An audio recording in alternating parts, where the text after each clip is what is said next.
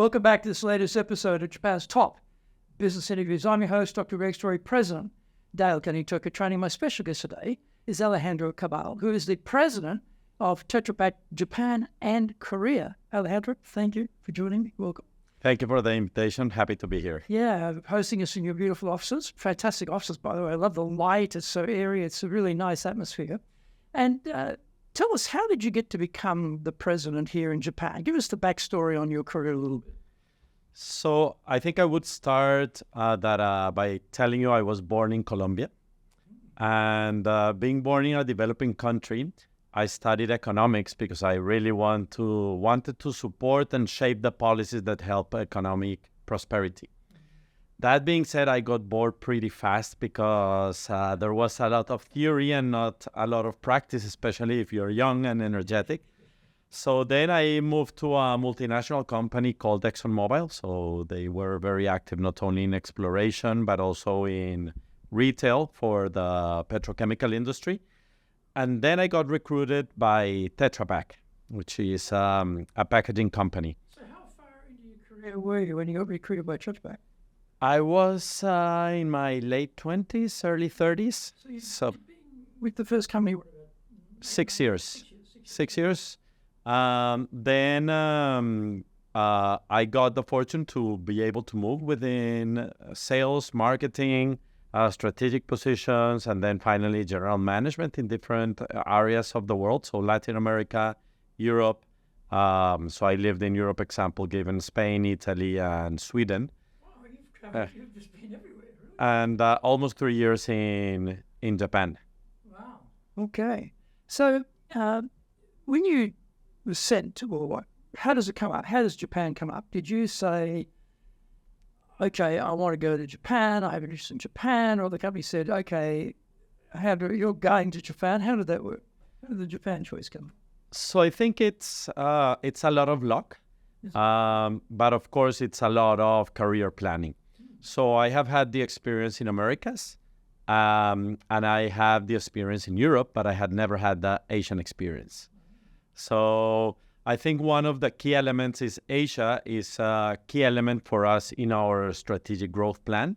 And if you're going to grow in the company to the executive level or board of the company, you have to have the Asian experience.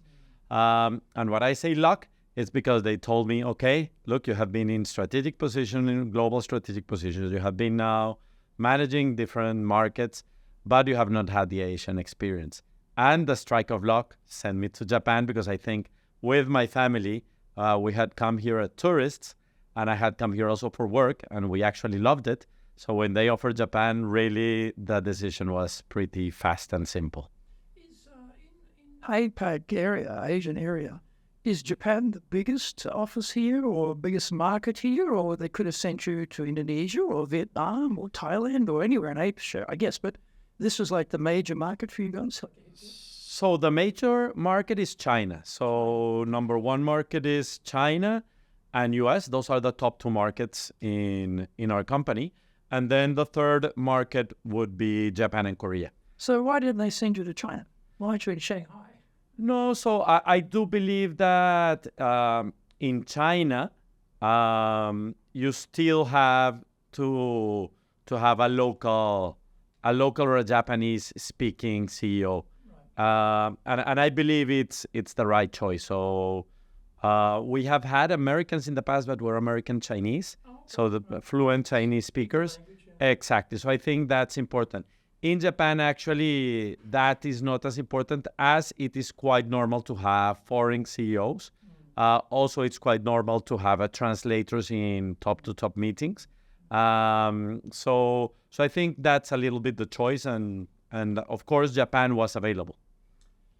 That's the most important thing, right? The timing. And so, having come here as a tourist, having come here, business trips is one thing, but actually running the team, totally different game there, right? Totally different level of complexity.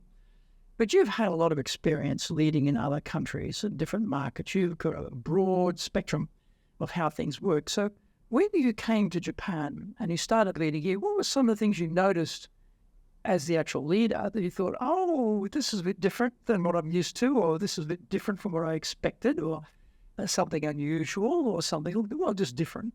What things occurred to you? So I think the first thing you need to understand is the similarities, because you can use a lot of those. So the first is be very human. Try to be very close to your people. Try to listen a lot.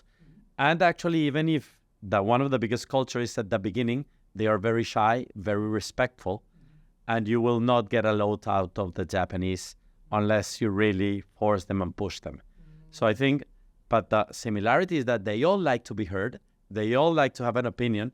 You just need to engage them in the discussion and making sure that it is safe for them to speak and that there are no consequences to thinking different than the boss. So one of the first things that are shocking is that actually they do what you tell them to do. So in other countries, actually, it might be happening that you tell them to do something and they come with more creative ways of maybe doing the similar thing. But in Japan, actually, when you take decisions, they are literal decisions. So there's no place for misinterpretations, for dual interpretations. And if not, they will ask you, is this exactly what you meant? So I think this has been... Very precise. Yes, very precise. So this has been a little bit of a challenge, of a big difference. But I find everyone wants to speak, everyone wants to participate, everyone wants to engage, but they need to feel in a safe space. And I guess this is interesting. You're also taking care of Korea. Yes. Did you find Korea the same way or Korea different again? Dramatically different.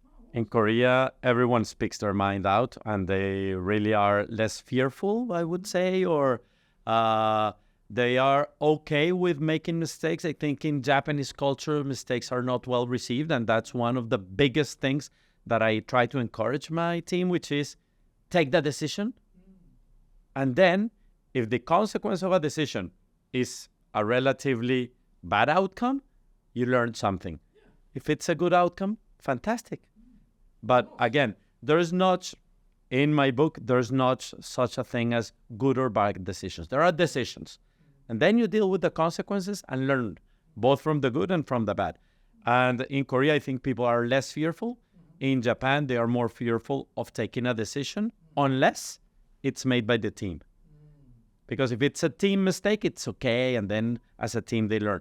But if it's an individual mistake, they don't take it that well. So I think it's very important that you try to encourage them to take decisions. So when you first got here and you started giving people orders, they followed exactly like, oh, this is amazing. No, not really, because I like the debate. So being of Latin culture, I really like the debate because I do believe that when you debate, the outcome is much better. So sometimes when you take a decision, you also don't know if it's going to be good or bad. So I like to have the debate, but then take the decision. Here, sometimes what I feel is you debate a lot, but you don't take the decision. You say, okay, let's postpone the decision until next time. And say, what will be different next time? And they say, we don't know. Maybe the weather is different. Maybe the exchange rate is different. Maybe. But I think that the worst thing that can happen, and I will tour you around the office, is there's a saying that basically you need to be very bold in your decisions and deal with the consequences. Well, what they're probably thinking there is, as you say, that consensus group decision-making idea that you've put forward what you want to have happen, and between the meetings, they go around with each other and they try and work out, okay, what are going to be the things we can do about this? What's going to be a problem?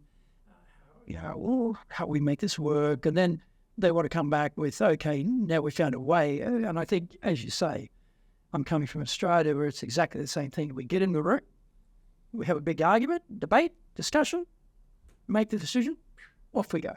But not here. Not here. Here is something should be done outside the room. And you get in the room, it's a fait accompli.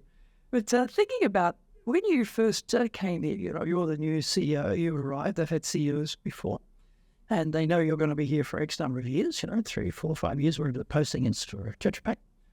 What did you think about how can I engage people to follow me as the leader, as a new leader? What did you think about how you do that? And how have you done that? So the first thing that you try to do is lead by example, no? Because the culture is what you do when no one's looking. And I try to make sure that I always behave very consistently in my way of doing things. And I am very passionate, very engagement. I share very transparently who I am and who my family is. I share very transparently why I wake up every day with my purpose. And I repeat that in every town hall and every meeting. So I'm very consistent with my leadership style. Here's a good point. You mentioned that you repeat it every time. And I applaud that, because often as leaders, we send out the broadband email, or we make the comment at the meeting and we think, got it, move on to the next thing.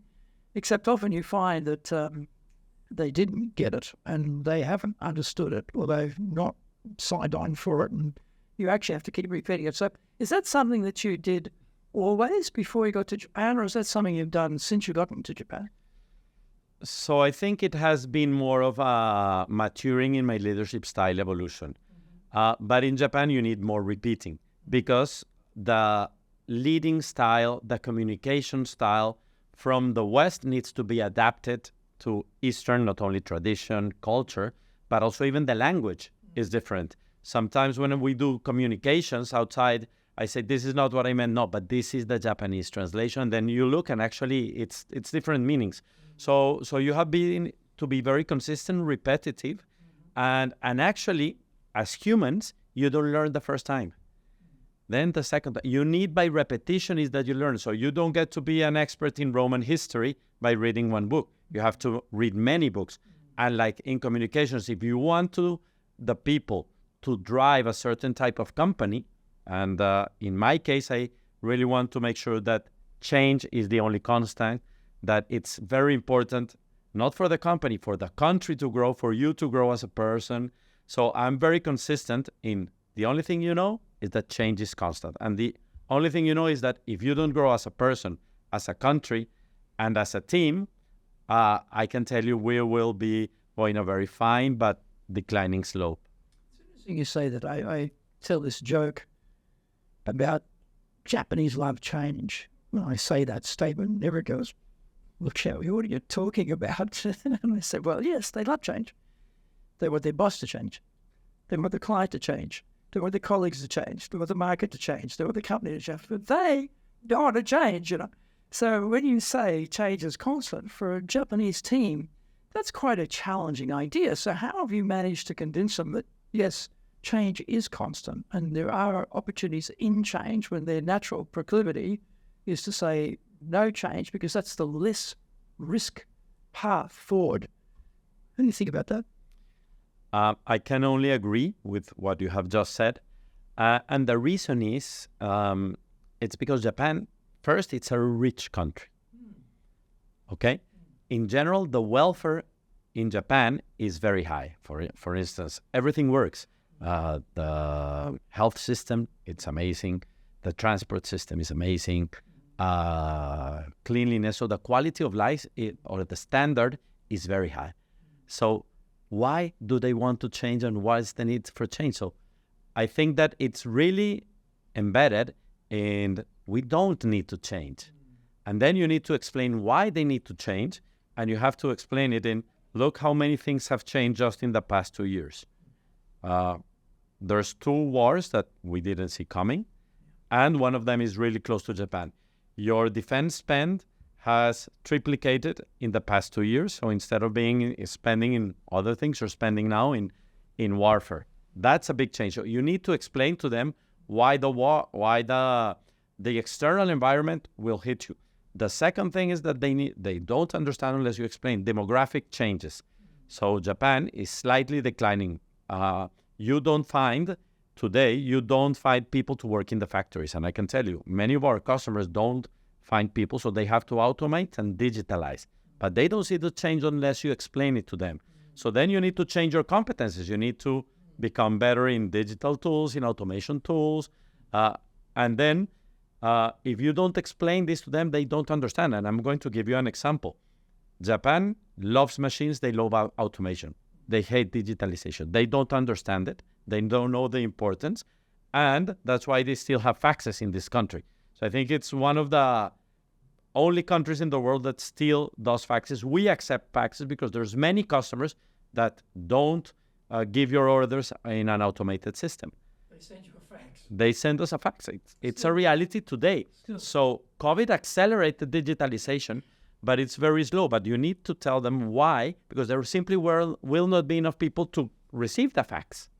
So, and that is something that unless you explain why the need for digitalization, for automation, it's not because the changes, there will be simply not enough people to do many of the jobs that are being done today by humans.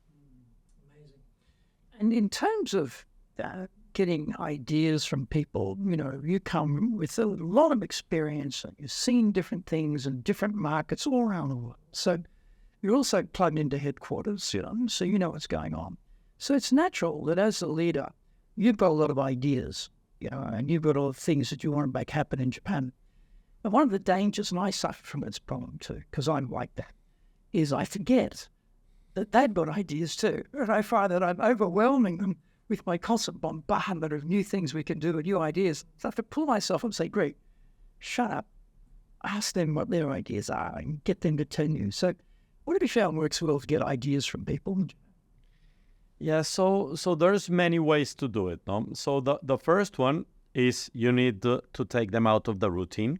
So do offsites, do team building activities, and then attach them to a purpose or something you would like to achieve. No, so for instance, if you want to grow in new categories, we're very strong in milk and juices, we're not strong in other categories. So we say, let's go out. Today's the purpose is how to grow outside our core categories, and we go out and then we just spend some time just team building, just clicking off our normal mindset. And then you run a workshop. Hopefully, sometimes it will be external resources, sometimes will be internal resources to run these workshops. And I try not to be in any team, just to be an observer. And then they present after you divide them in teams.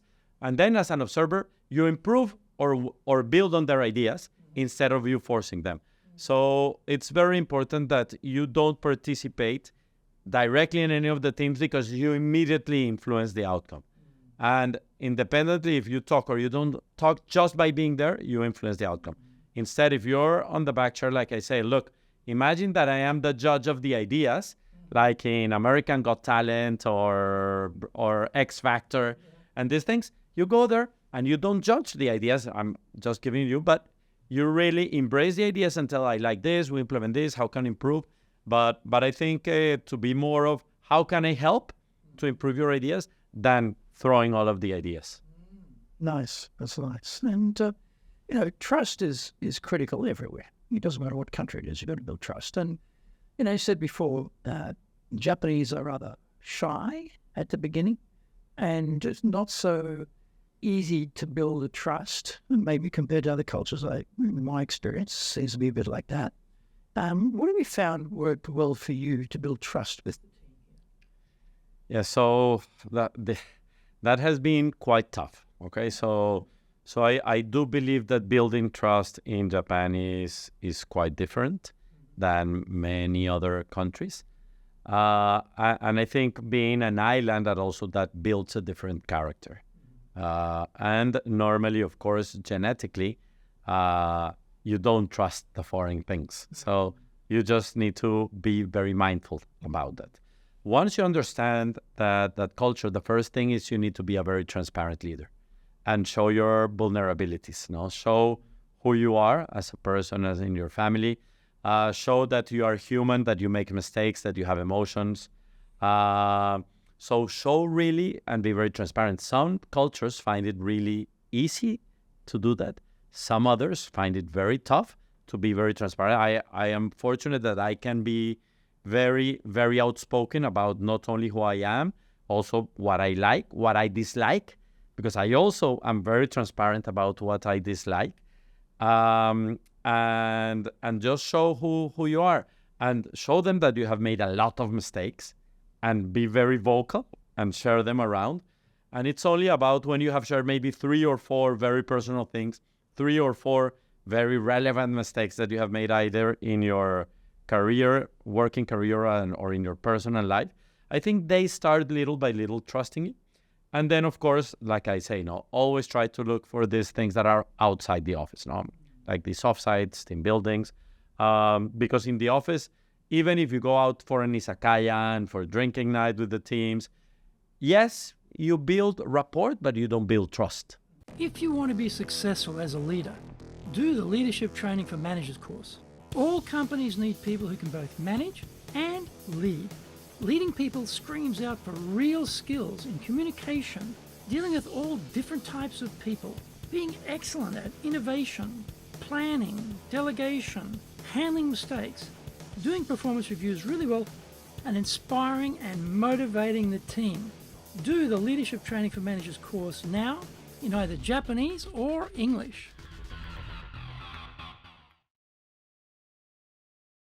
Are you doing business with Japan? Do you really know how things work? Japan Business Mastery provides the answers. Do you have the right networks and know how to create them? Do you know how to get on the same wavelength with Japanese buyers? Do you know what being trustworthy looks like from the Japanese perspective? Japan Business Mastery is based on more than 30 years' experience in Japan and will become your go-to guide. Want to succeed in Japan? Buy Japan Business Mastery now. And how would you differentiate between rapport and trust there? Because you may think as a foreigner, the rapport means build trust. But what you're saying is differentiate the two. How can you differentiate the two and know that you actually haven't really built the trust enough yet? So I think if they don't share really personal things, there's no trust. But so if they only share things about work, it means that you have a good rapport, they trust you as a leader, but they still don't trust you to share things with your family. So that's how I see it, because here, at least, well, in other parts of the world, but Japan is more, there is a working man, and that's one personality, one avatar, and there's the family man. That's another avatar. I think that there should be no barriers, but again, that's my opinion and that's my leadership styles. I think you are human and you should behave exactly the same in both spheres, because if not, you're being just one person here, one person here. I think you need to be very consistent with your personal values, that they don't change independently if you're in the office or at home. And I try to behave like that. Of course, we all fail, and then sometimes you have to take certain decisions that you have to build the character or the personality to do certain things in the office or certain things at home. Like when you're being a father, sometimes you have to basically tell your children it was wrong and be very upset and have him cry. And that's one thing. So you have to be tough independently of your feelings, and you have to do sometimes also in the office to make sure that the organization does the learning of the things that we want to do. And you have to also be tough. But it doesn't separate that you're still the same person, they still have the same values, but sometimes you have to do tough things. You talked before about showing vulnerabilities, and for a lot of people watching this interview, they might be thinking, oh, no, I don't want to do that because this will deteriorate my status, power. People won't follow me. They'll think I'm weak. I have to show Superman, Superwoman strength all the time and be the best at everything and be dominant and to keep the power that way. But at some point in time in your career, you've flipped that, because I think probably when we're younger, we're less secure and we're probably a bit more like that. But as we get a bit older, we become more comfortable with leadership. We're probably a bit more flexible about that. Was that something that has always been in your leadership toolkit there, or is this something that you particularly found I need to bring it out more in Japan? So I think that in the early career path, you want to show a little bit how strong you are, how good you are, and look at me approach. Now I am in a more servant leadership, which is don't look at me, look at the team, and then how can I help you? How can I support the team? And that's a very different approach. But I don't believe it was Japan. It was already, I think, also my last job. So it has been maybe the last 5 to 7 years. I think also I have gone into some habits that are different. So I've started meditating. My mom passed away, so a big loss also helps you internalize and be and be more mindful of the humanity, in the humanity in all of us, and that you need to make the best out of it, not only for you, but also the people around you. So I think it has been so leadership is a journey, and you can always improve every day. But it has been more recently, let's say 6-7 years. So my last 2 leadership roles, I have been a better leader, but I have always been very transparent, and I have never changed of being a different leader at home or outside home. So very consistent with my values and with who I am, but definitely a much more servant leader than what I was in the past, which was much more bossy, directive. Does a servant leader work in Japan? Going back to your original comment about if you told them what to do, steps 1 to 40, they'd do steps 1 to 40 perfectly. And they would not question it, they would just do it. And so this is an aspect of the discipline and the culture in Japan that's very strong. And yet the servant leadership flips that and lets them be, in the lead. Are they actually cut out for being in the lead? Are they actually interested in being in the lead? Don't they want you to tell them what to do? Because that way they don't take accountability. It's all on you. And I just do my job, but I fulfill it to the best of my capacity. That's a brilliant question. And I see it as an opportunity to grow the team. So the only way your team grows is by empowering them and making sure that they take the decisions. And by taking, what I encourage them to do is, look, what do you think? What do you want to decide? A lot of times at the beginning I said, I don't know, tell me. I said, no, I don't tell you. If you need time, come tomorrow with the decision. And I encourage them to take the decision. Yes. Don't give them that excuse to make all your accountability and make them take it. And you said before about, we learn from, we're all a product of our errors, aren't we? We do things today based on the mistakes we made in the past, and we've learned from that. And we know that intellectually, but Japan is a culture where this has to be perfect. It has to be exactly right. There's no defects, no errors, no mistakes. Everyone's like that. So you've got this contradictory culture here of no errors, yet we learn by making errors. And I guess how you treat the errors becomes important. I was related this story before, but I remember we teach leadership as a Japanese gentleman in his 40s. And he said, look, when he was younger, his boss, Japanese boss, got so angry with him. This is going back a while now. He threw an ashtray at his head.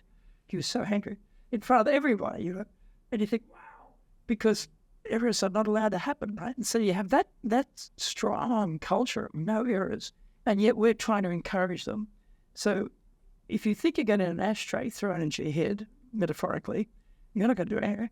So how did you work it internally to give them the bandwidth or give them the margin to, yes, fail, and, not catastrophic failure, but to still fail. And then, one point of rhetoric is, we learn through our mistakes. They make a mistake.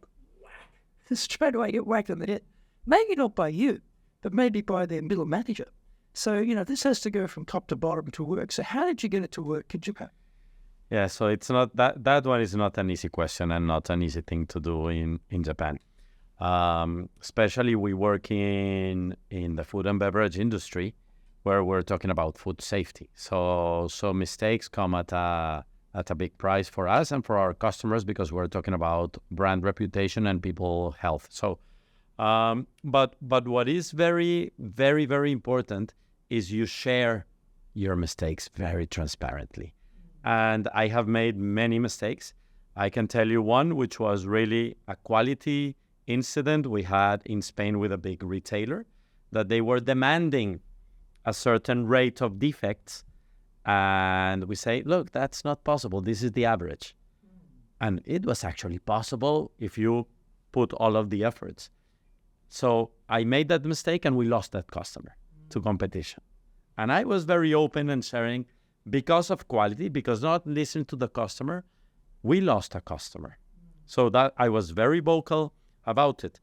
And you're never going to have that problem in Japan, by the way, because there's no idea that, like the typical CFO calculates, okay, right, if we have a 3% defect rate, we'll make this much money. If we have a 0 defect rate, we'll make this much money. So we'll go for the 3% and we all do well, right? And we absorb the defects and their costs. No one in Japan thinks like that. Like, we're going to, okay, we'll have a 3% defect rate, make more money. No way. I think a 0 defect rate and make less money. So that whole concept here of you, like, just totally we're talking about. So this is a very good point. So what I say and what I have evolved to understand in Japan is you always target 0 defect rate and 0 tolerance for quality issues. Yeah. But again, it's very difficult to get that. Even Six Sigma that was invented here, it's impossible. So you have to take the defects as part of your cost. So, but again, but when things happen, you always say, okay, how can you improve? Forget about who was responsible. How can we improve and what did we learn? Instead of saying, look, this was a huge issue. And of course, we have consumer claims, we have customer claims, and it's the way how you deal with them. Sometimes regulatory issues as well. Oh, yes, of course. Start hitting the government. Yes. That's when you really, they shut you down or they fine you. And so there are some consequences here for that type of thing too. Yeah. Yes, but again, it's how you treat those issues that makes the difference. And we have a quality council every month, which I head the quality council. That's how important it is for us. And then it's how we discuss the issues very openly and we share them in that quality council. And they never see me shouting. I always ask, okay, how can we improve next time? What was the root cause? How can we support the customer better? Do you have enough tools to make sure that you implement all the improvements?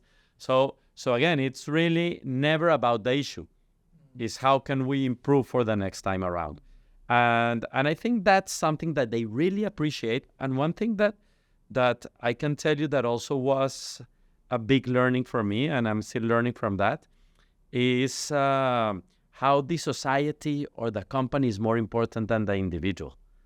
And that is something that we don't have in the West, and we should learn from them. So sometimes the protecting people's health, protecting people's employment is much more important than 1 year result for the company. And I think that's beautiful because that makes a better company and a better society. Of course, it needs to be managed that with the change and with the growth that the company wants. But I do believe that this is something that creates a very good and fertile ground for employees to learn, to grow, to be better, to be loyal in a good sense. Yeah, that's a good point. You know, let's talk a little bit about culture.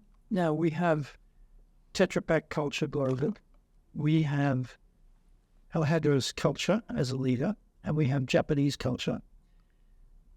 How did you go about creating a culture here as a leader? How did you draw on, headquarter culture, your own ideas about culture, Japanese culture? How did you get that mix working for you? So first, I have to say I'm very lucky to work for Tetra Pak, which is family-owned. So we have very strong culture that it's okay to make mistakes. Of course, you need to learn from those mistakes. We also have long-term thinking, and Japanese is also very long-term thinking. So when you talk about projects, you can talk about the long term, you talk about the next generation. So that resonates very well here. Then I think the biggest challenge is more about the need for growth. Why do we need to grow when we're okay with growing 1% per year or not growing? So the need for growth, I think that's a challenging one. But I think you need to make it personal. Who doesn't want to grow as a person? Grow meaning either from your health, from your strength, from your mind. But again, I think you need to start there and then you need to escalate that into the company, into the country, into society, and to make it okay. You want a better Japan for your kids or you want a worse Japan? And I can tell you, if nothing changes, you will have a worse Japan in the future. Poorer, and et cetera, et cetera. So I think I have been very lucky to make sure that the values of a family-owned company are very strong, and then you can transmit those. And then you adapt some to the traditions and culture, no? So one of the things that is the ikigai, why you wake up every day. So make sure that that purpose of why they wake up every day, you try to share what's your own ikigai, and then try to tie all of this into the company ikigai and to what we do every day. So I think that's something that you can also use some of the local traditions or local cultures or local language to make sure that you transmit the company values, my personal values, into what we want for the company. So also making sure that you also tie everything to their local culture and local language. That's a very good point. And if you got a call from one of your friends and they said, "Hey, Andrew, I've been given this big job at Japan. I'm going to run the company in Japan, but I don't know about Japan. I don't speak Japanese. You've been there, you've been doing it. How can I be effective as a leader?" What advice would you give? So I am not a very good listener, even though that's one of the things that I have tried to learn. Ask a lot of questions, listen a lot, but also look into what is the nonverbal language. When you say you're not a good listener, what makes you not a good listener? Why do you think you're? What's going on there inside you that you're not a good listener? Because my mind is very active. So for me, if a conversation is not being interesting for me, my mind goes to something else. So I need to be... I found a brother. Yeah, exactly. So I need to be present here and now. And that's how meditation, mindfulness, grounding strategies have helped me a lot. So imagine 5 years ago, I didn't listen. Now I'm much better listening, and I am aware of my shadows. So when I flip off, I immediately get aware and try to come back. In the past, I would stay off.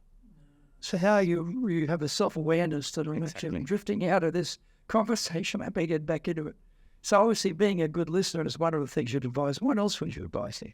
Yes, again, this was what I was building on. Be very, very mindful of what is not being said. And this is about the facial interaction, the body language, because a lot in Japan is important is what is not said.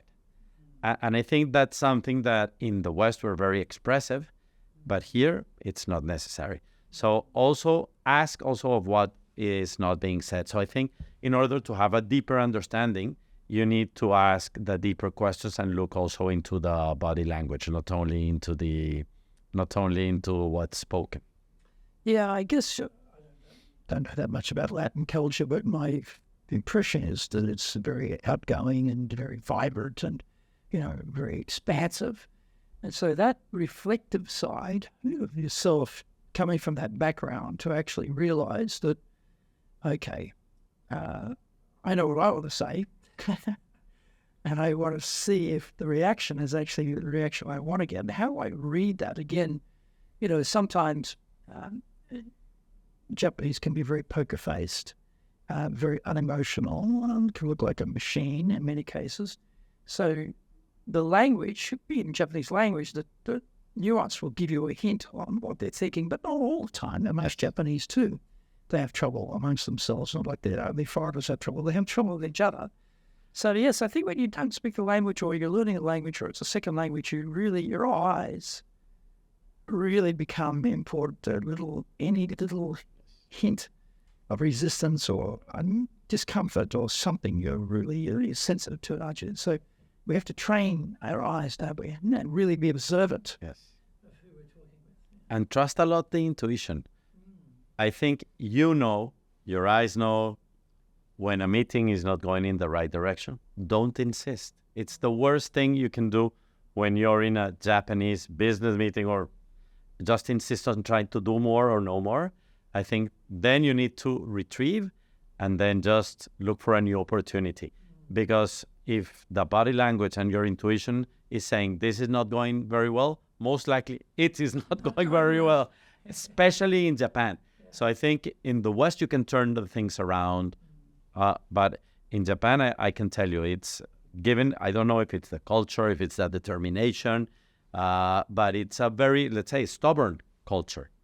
So you need to be very mindful of what to say. It's dealing with here, mainly salaried employees at whatever level, from the president all the way down to the bottom, that made a success of their careers by not making mistakes, not taking risks, not doing anything new that might prejudice their future career.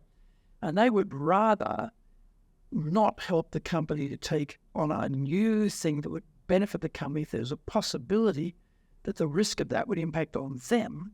So they make a very clear calculation that their own personal interests come first. So when you're dealing with salaried employees, their capacity to take on risk is extremely low. So, and also they probably know that there's a whole bunch of other people in the company they've got to go and talk to. They can't make a decision now, so they have to go around and get everyone harmonised and get everyone to accept this. It's going to be the change, which in a lot of cases they don't have the time and the interest in doing too, which makes it very hard when you're selling here. So there's a lot of undercurrents going on here when you're in those sorts of client meetings. But I'm thinking about, what about the team though? What about the team? What are your thoughts about, with the team, understanding what they're thinking, getting them to express to you what they're thinking rather than holding it back and hiding it? So let me comment first on your comment about companies not taking risk. I think that is changing now in Japan a little bit, and my latest interactions is they want to change. I think they don't know how. So the growth that we have seen in Japanese stock exchange is, of course, I think governance and all of the reporting that they are now obliged if they want foreign investment, I think has been very good for Japanese companies and for the general economic environment. Still, there are a lot of more transformations needed. So I think this is improving a little bit the leaders that are on the top of the Japanese company and the risk taking that they're willing to take, because they have seen that there are big opportunities and how to diversify so I'm starting to see signals of change of companies wanting to take, carefully, Japan, a little bit more risks than in the past, even if it impacts their own personal opinion, because it's needed. So I think they understand the need for change. Then it's how they drive this change. Then reflecting on my own teams and then how to drive that change is you also need to be a demonstration of the change. So become the change that you want to see in others. And I'm going to give examples of things that I have not been very good. So Japan is a very, very different country from the paperboard. Here, Japanese, they love the white paperboard. It has to be very white, and that has to have a special treatment on the paper, but that's how it is. There's only 2 countries in the world where we sell bleached paperboard. One is US and the other one is Japan. And I was trying to change everything to duplex. We said, look, it's much more sustainable. It is cheaper. So I was trying to change the culture, and I was trying to drive a strategy towards that. And I was very stubborn. But then 6 months after, we changed totally and said, look, we cannot change a culture. We cannot change also the whole value chain stream just because we think it's more sustainable and better for the environment, because the quality looks better on bleach board. So that's another mistake. I was trying to impose my ideas without understanding in full what was behind it.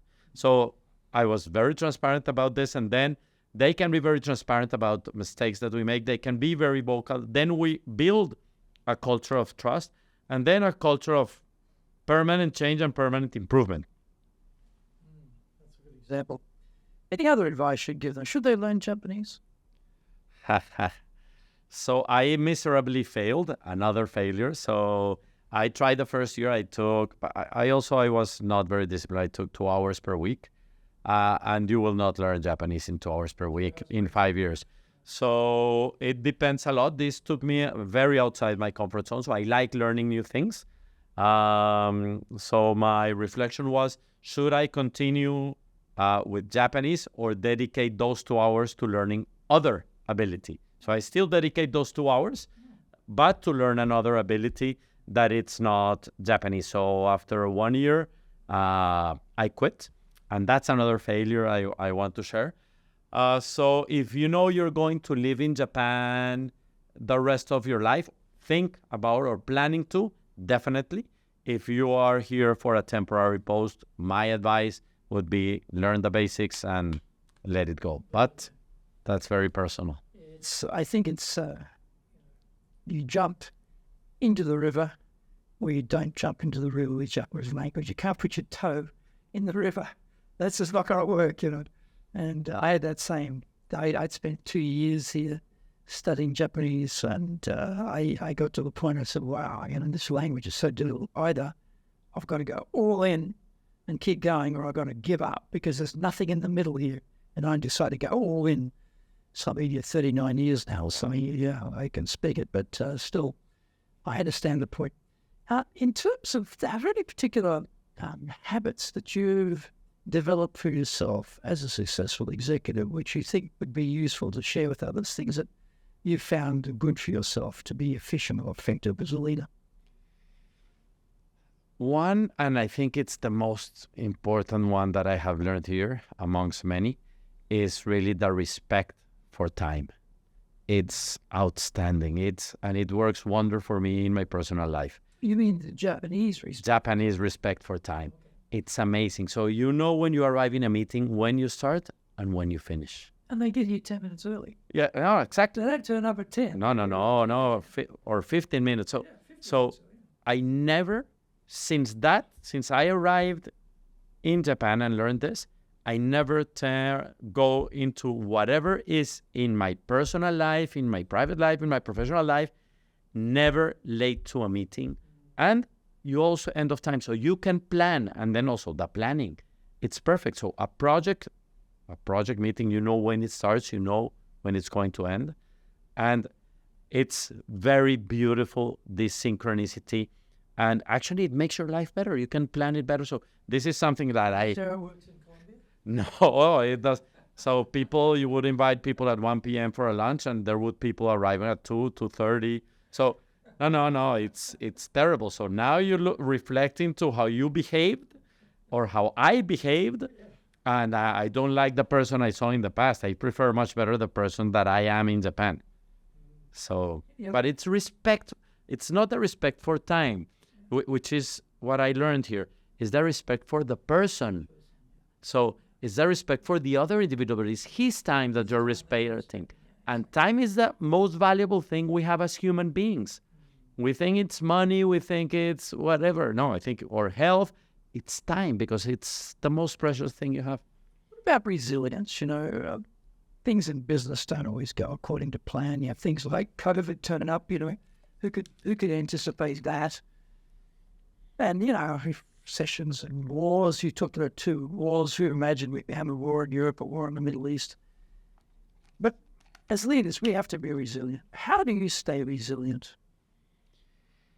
Oof, that's a very tough question, because I do believe that Japanese culture is very resilient, and they really come back from tragedies, earthquakes in stronger than then.